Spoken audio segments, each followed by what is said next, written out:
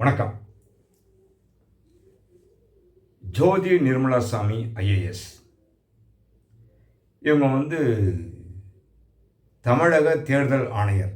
இவங்க நல்லா தெரிஞ்சுக்கங்க, இது ஸ்டேட் கவர்மெண்ட் கண்ட்ரோல். இது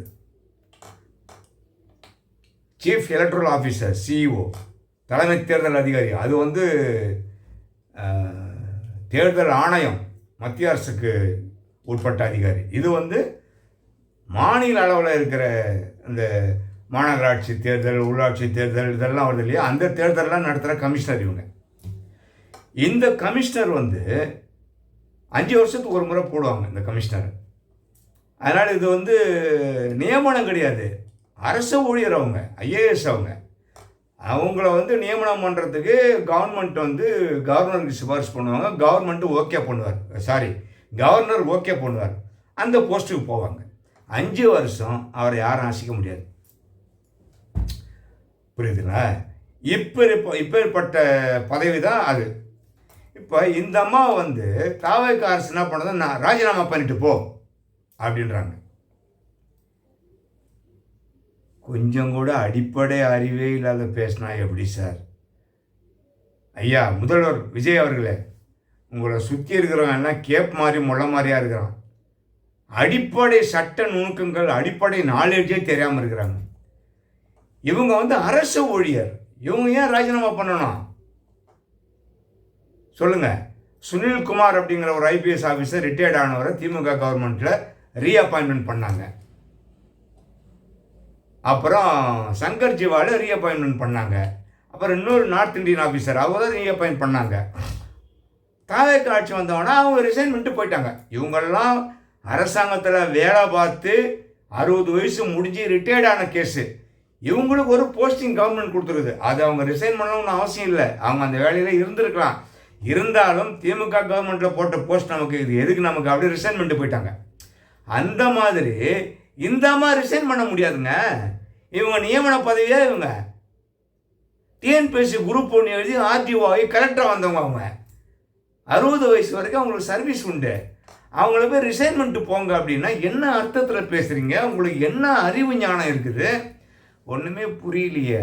என் பாவம் அந்த விஜய் முதல்வர். அவரை போட்டு சின்ன பின்னமாக்குறானுங்க அவர் கூட இருக்கிறவங்க. அவங்கள எப்படிங்க தூக்க முடியும்? 5 வருஷத்துக்கு ஒரு முறை இப்போ நீங்கள் தூக்கணுமா? அவங்க மேலே ஒரு அலிகேஷன் ஃப்ரேம் பண்ணணும், குற்றச்சாட்டு வச்சு கவர்னருக்கு லெட்ரு வைக்கணும்.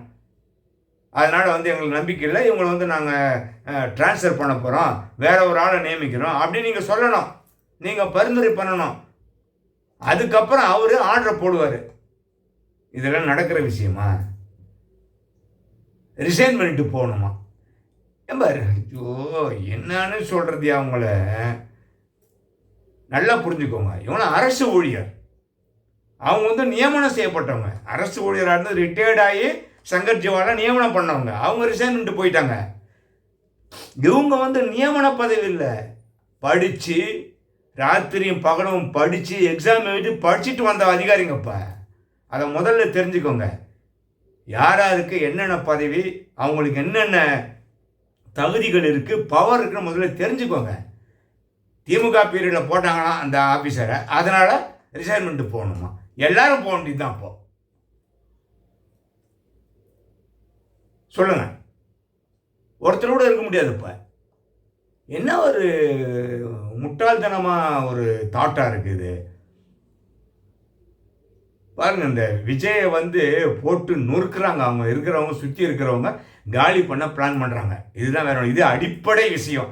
இந்த அடிப்படை விஷயம் கூட தெரியாமல் சொல்கிறாங்கன்னா விஜய் அவர்களை சுற்றி வைத்திருக்கிற ஆள் எவனுமே சரியில்லைன்னு அர்த்தம். அதுதான் உண்மை. அதனால் முட்டாள்தனமாக நீங்கள் பேசுகிறது மக்களும் ஓஹோ கரெக்டு படுது, இவங்க ரிசைன் தான் போகணும் அப்படின்னு நினச்சிப்பாங்க மக்களும். மக்களே உங்களுக்கு தான் சொல்கிறேன், இவங்க அரசு ஊழியர், படித்து பட்டம் வாங்கி எக்ஸாம் எழுதி கவர்மெண்ட் வேலை வந்தவங்க.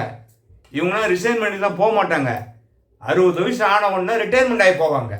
அதுதான் நியமன உறுப்பினர் கிடையாது. இவங்க நியமன ஊழியர் கிடையாது. அதை முதல்ல ஞாபகம் வச்சுக்கோங்க.